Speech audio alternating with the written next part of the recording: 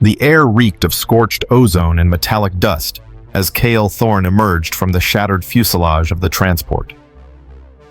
Tavros Delta spread before him like a rust-stained wound on the edge of the galaxy barren, forgotten its atmosphere still tinged with the echo of war. His boots crunched over powdered glass and charred alloy, the remnants of skirmishes between human outposts and Everin patrols. Above, twin suns bled through ochre clouds, casting long shadows over the skeletal remains of mechs and plasma-blasted shelters. This wasn't the mission briefing he remembered. It was quieter. Too quiet. Something was wrong with the silence. It carried weight. The tactical HUD in Kael's visor flickered from static to a distorted green pulse. Interference danced across the neural uplink, forcing him to rely on instinct instead of protocol. The far-range relay he was supposed to install was missing, buried perhaps, or stripped during a raid. Whatever team had last worked this zone had either fled or fallen. As he moved deeper into the ruins, an uneasy hum pressed against the edge of his senses, a tremor not of sound but of presence. Something or someone remained. He found her in the carcass of an Averin recon crawler, half submerged in the sand and slag. The vehicle had caved in during bombardment, one of its support struts pinning a lithe form beneath fractured plating. At first, he mistook her for wreckage, a tangle of cerulean armor and violet luminescent blood, smeared across pale patterned skin. But then she moved. Just slightly. A hand twitched. Not a corpse. Not yet. Kael knelt, heart pounding. She was Averin obvious from the bio-exoplating and the branching facial sigils that pulsed faintly in her cheeks. Her eyes were closed, breath shallow, but unmistakably alive. The implant in his suit warned of potential infection radiation and a dozen treaty violations. But something else in him moved quieter, older, and louder than any regulation. She was dying.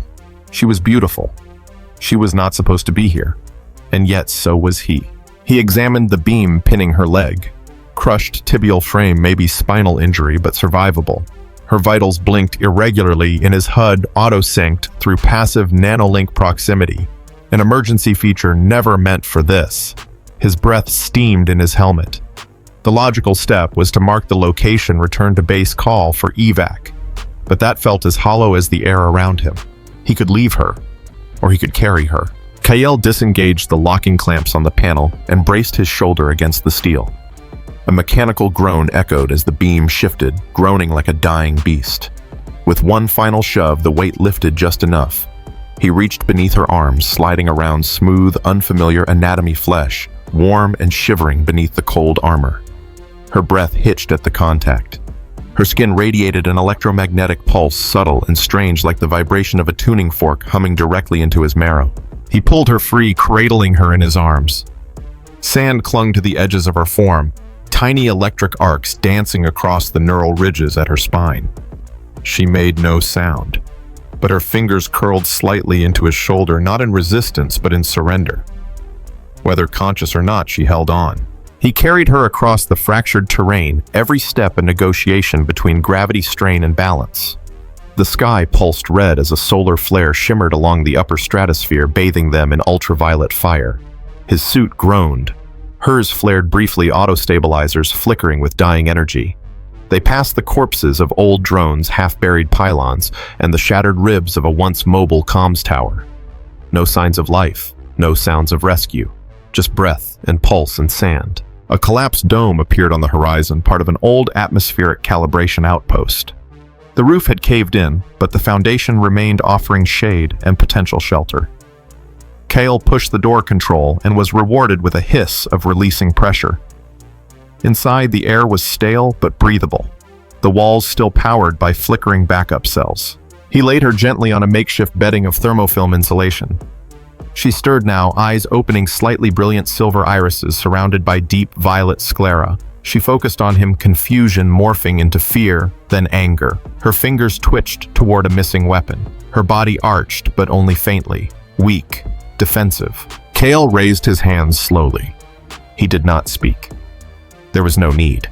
Her pupils dilated as the biofeedback field between them activated a residual feature of proximity sync.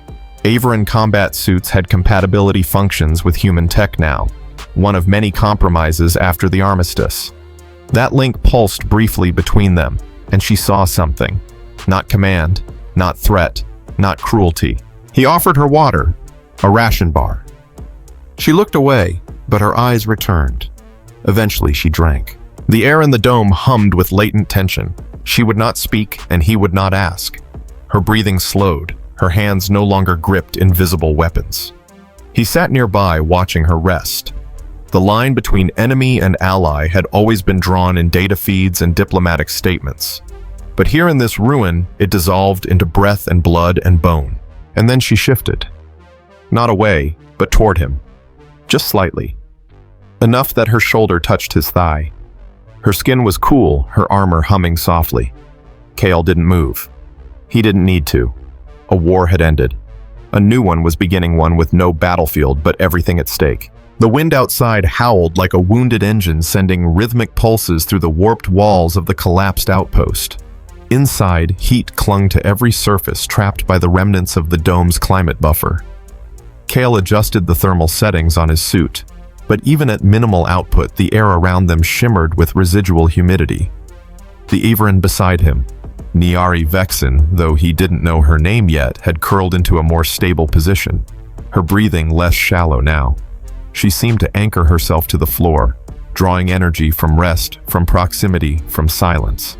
He examined the damaged tactical panel embedded in the wall, hoping for signs of a working uplink. A distress signal, anything that would suggest civilization hadn't entirely collapsed around them. The display flickered but revealed nothing beyond a range map strewn with interference and ghost signatures. They were effectively alone. Kael's shoulder still ached from hauling her across the plains. His muscles burned, but a different kind of fatigue gnawed at him now, one born from unfamiliar company. She remained motionless until hunger crept in. Her hand moved first, reaching for the ration bar he'd left within reach. She sniffed it, untrusting, then nibbled. Crumbs clung to her lower lip as she ate in small, precise bites, more animal than warrior. Her eyes flicked to him between chews, questioning, calculating. Later, when the dome's temperature dropped with nightfall, she shifted closer to him without warning. Her body trembled in the sudden cold, the remnants of her armor no longer regulating heat. She didn't ask. She just moved. Pressed her back against his side, her shoulders tucked beneath his arm. Kael froze. Contact wasn't part of the manual, but she didn't recoil. She needed warmth. He let her stay.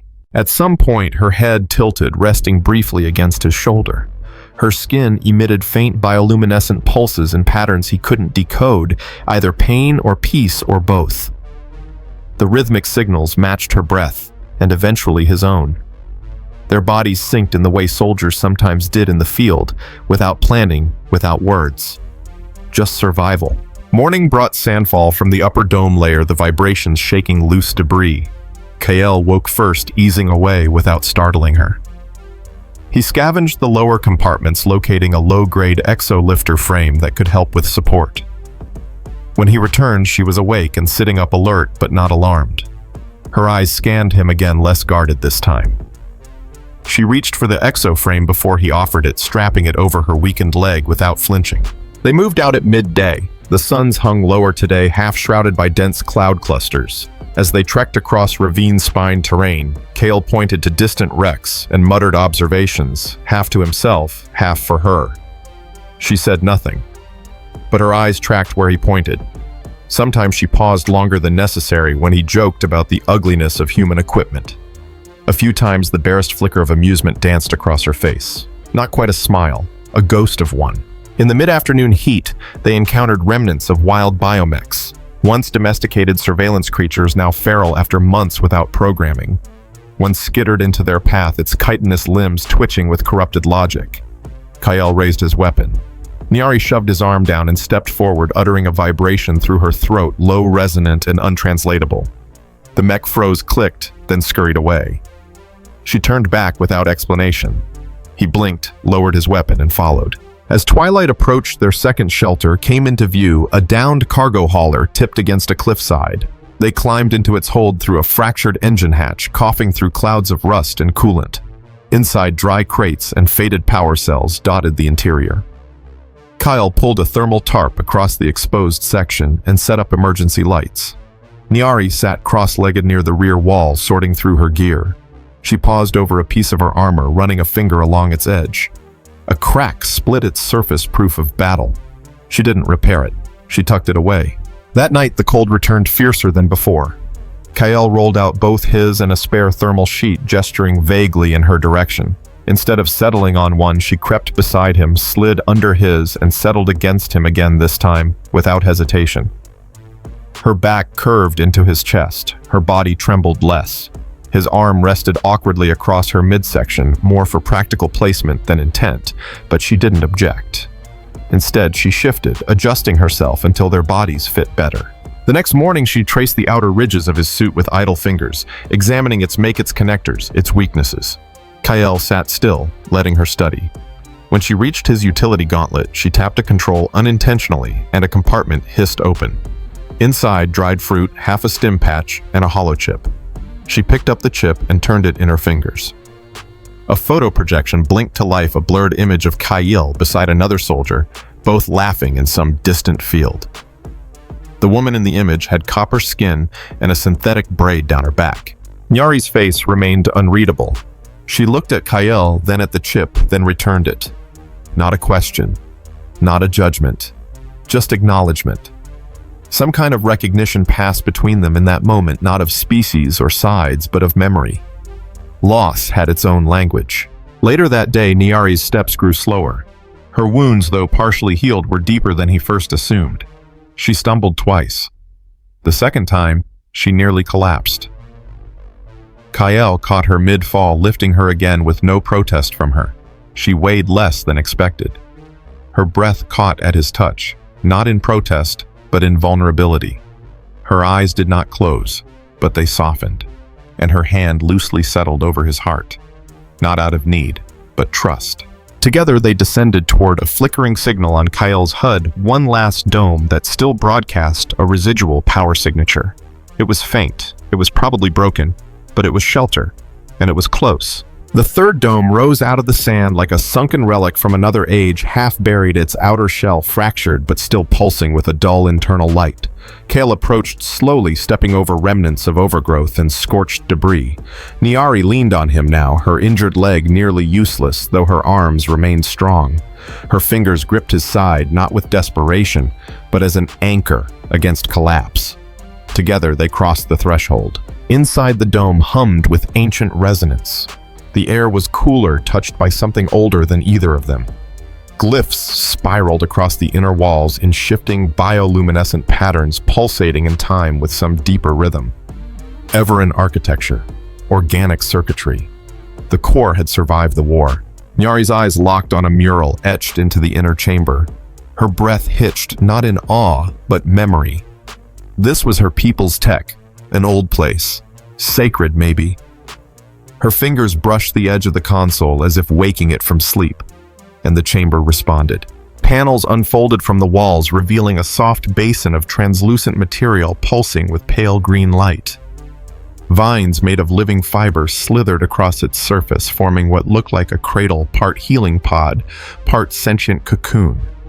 A warmth spilled from it, soft and wet and beckoning. Kael recognized none of it, but Nyari moved with purpose. She gestured, small, sharp, commanding. No words, only intent. She moved toward the pod, unfastening the remainder of her armor, revealing pale skin beneath patterns of scar and sigil. Her body shimmered faintly in the chamber's glow. She turned to him, eyes unreadable, and pointed to his chest. He didn't understand. Then she stepped forward, placed her hand over his heart, and held it there. The symbols around the chamber pulsed brighter. The pod required two, a shared sync. Not just proximity, not just touch. Bond. Kael hesitated only briefly. His suit peeled away layer by layer, leaving only the base weave beneath. He stepped beside her. The vines curled upward, brushing against their spines like curious fingers. The pod opened wider, inviting. Nyari entered first, then reached back, gripping his wrist, pulling him down into the cradle beside her. Skin met skin. The chamber sealed. A flash of light erupted through the walls, followed by a sudden pull. a sensation like drowning, burning, unraveling. Neural signatures collided. His breath caught as her thoughts bled into his. Memories, not images, but feelings. Cold water beneath alien moons. The weight of exile. Pain from betrayals too deep for language. Her birthright stripped. Her brother's voice silenced. Her first kill. Her last command. And then his. The engineering decks of the Typhon-class hauler. His sister's laughter. The guilt of surviving when others hadn't. That one mission in the Solari Belt that cost 3 limbs and a friend. Rebuilt, repurposed, reassigned, alone. Their consciousness collided and fused, not just in memory, but in sense. Her breath filled his lungs. His pulse threaded through her thoughts. They blinked at the same time. Their spines arched in synchrony as the vines pulsed green and gold, injecting them with waves of bioneural fluid. Pain followed, then pleasure. Then both folded into a singular ache that broke them down and rebuilt them. His hand found hers, fingers interlocked, no longer separate. Biological fusion followed. Nanites translated human DNA into hybrid compatibility. Everin tissue adjusted in real time. Nerves extended into one another's forms. His heart began to beat in tandem with hers. Her spine pulsed in harmony with his breath. And then, a deeper current. The pod's second phase activated without prompt. A surge of light flooded their joined bodies as a deeper integration initiated. Not mating in the traditional sense, but a linking. Genetic resonance. The pod's AI registered compatibility beyond tolerance. It catalyzed. A child, not yet formed but encoded. A future. Nyari's eyes widened as the realization struck her. Her hand fell to her abdomen. Not fear. Not resistance. A calm acceptance, as if this possibility had always existed in her mind. A whisper in the marrow. She turned to Kael. His expression mirrored hers. Not panic, not confusion. Recognition. In that instant, their bond solidified. Not just neural, not just biological, spiritual. The chamber marked the transformation by altering the room's light signature. The glyphs dimmed to a steady white glow. The vines withdrew. The pod released them both with a hiss of organic gas. Their bodies lay in tangled skin damp with biofluid hearts still racing. But something new pulsed between them, a sensation not just in their limbs or blood, but in the spaces between thoughts. They rose slowly, together. Her leg healed, his shoulder restored. But more than physical restoration, there was clarity. He no longer needed to ask what she was thinking. He knew. And she knew him, intimately, beyond memory, beyond logic. They stood in the chamber's center, surrounded by silent witnesses panels that once watched wars unfold, now gazing upon something unprecedented. A hybrid bond. A new species. Not just in flesh, but in thought. Kael reached out and placed his hand gently against her cheek. She closed her eyes and leaned into the touch. No words, only the tremor of shared breath and the whisper of what was yet to come. Outside the dome, the planet turned slowly under twin suns, casting long shadows that stretched like memories across the ravaged land. Within, Kael and Nyari emerged from the resonance chamber, altered not in appearance, but in rhythm. Their steps no longer followed separately, but wove in perfect synchronization, as if their bodies answered to a single beat. The air around them felt denser, magnetized by the trace field of their bond. Every gesture echoed between them, every breath shared. The wind had changed. Warning sensors on Kael's suit blinked silently, motion approaching from the eastern ridge. Nyari's gaze snapped in the same direction, her hand already reaching for a weapon that wasn't there. She didn't need to speak. The signal between them transmitted images, urgency, distance. A drone swarm, 30 clicks away. Maneuvering patterns familiar to both their species. Kael tapped into the remnants of the outpost's interface, drawing power from the chamber's core. Screens lit up around them, displaying tactical overlays, red and green pulses, shifting lines of motion. Nyari stepped beside him and extended one hand to the panel. The system hesitated, then accepted her. Their joint biosignature triggered a secondary protocol. A weapons cache rose from the floor, ancient Everin tools fused with human tactical enhancements. Hybrid designs. Kael picked up a pulse rifle with segmented ion fins, its grip adjusted to his fingers as if molded in real time. Nyari lifted a curved blade humming with plasma energy at its edge. It folded into her palm like memory. Without instruction, they moved. They knew where the others would strike. They knew how the enemy would flank. And more than that, they knew each other. In open terrain, they became a storm. Kael's shots landed before he even aimed, his vision guided by pulses in Nyari's mind. She felt where he needed her to move, slipping beneath blasts and intercepting flanking drones with surgical precision. They covered each other like twin limbs of one body.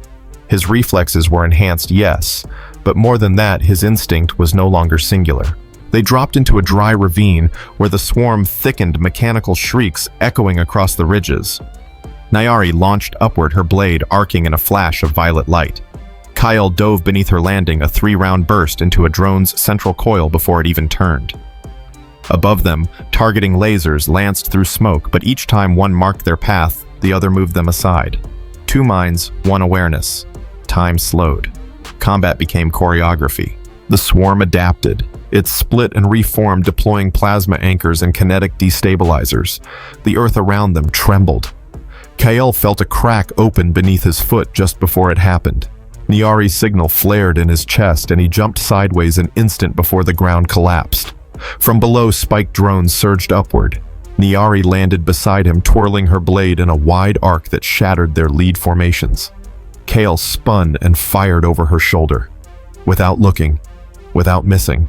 In the distance, a control node blinked on the tactical display, a neural relay that fed the drone swarm. It pulsed with faint red lines directing units in waves. Kael and Nyari turned in unison. Their thoughts formed a single plan. They moved like lightning across fractured ground, dodging pulse fire and leaping over melted crevices. When the drones adapted to Nyari's style, Kael's consciousness overrode it with a human feint. When Kael tired, Nyari's energy surged through their link, reinvigorating his muscles, sharpening his mind. Near the node, a new wave emerged, guardians with adaptive shielding. Nyari leapt onto Kael's shoulders, launching upward in a spiral of plasma and motion. He followed with suppressive fire, clearing a path through layered resistance. Her blade sliced through 1, then 2, then a 3rd. Sparks lit the sky. Kael breached the outer circuit and drove a fusion spike into the node's core. The resulting blast surged outward, disabling the entire array. Silence returned. Breathless, scorched, they stood, surrounded by debris and fading light. Their armor was cracked, their bodies bruised. But the signal between them pulsed stronger than ever. Kael dropped to one knee, not from weakness, but because he sensed it in Nyari. A flutter beneath her skin, a presence blooming. She placed her hand over her abdomen again. The bond had taken root. More than neural, more than chemical. A life, not yet formed but very much real. They retreated to the cave systems beneath the outpost as the second wave delayed. There in the hollowed stone chambers, where ancient machines slept beneath dust. Kael fashioned a perimeter, while Nyari knelt before a shallow pool of glowing minerals. She traced lines in the dust, forming patterns that mirrored the energy in her pulse. A protective web. Not a spell, not superstition, a code. An Averin rite older than any war. She did not cry. But Kael felt her tremble, not in fear, in awe. They sat in silence, skin touching beneath the hum of biolights, their fingers interlocked again. And in that stillness, their minds merged deeper, venturing into memory, into projection, into a shared dream of what might come. When sleep finally claimed them, it came with visions of a child standing at the edge of starlight, eyes of silver and green, hand outstretched toward both human and Averin. Not a weapon, not a symbol, a bridge. From a battlefield soaked in silence to a cradle humming with hope, the story of Kael Thorne and Nyari Vexen unfolded not with conquest, but with connection. Their bond defied orders, rewrote ancient technology, and seeded a future beyond war. 2 hearts fused in a forgotten dome. 2 minds fought as one. And from that unlikely union, a pair of children emerged, neither weapon nor symbol, but the living bridge between 2 worlds that once knew only division. Their journey was one of courage, sacrifice, and transformation. And as the stars spun above new worlds, their legacy spread like a quiet signal through the void, calling others to listen, to open to change. Thank you for experiencing this story with us. If this journey moved you, if the blend of love, science, and destiny resonated, please consider leaving a comment below. Subscribe to the channel for more emotionally driven science fiction, where the battles are vast, but the heart is always the center of the galaxy. Until next time, travelers, keep your eyes on the stars, and your heart open to what they whisper.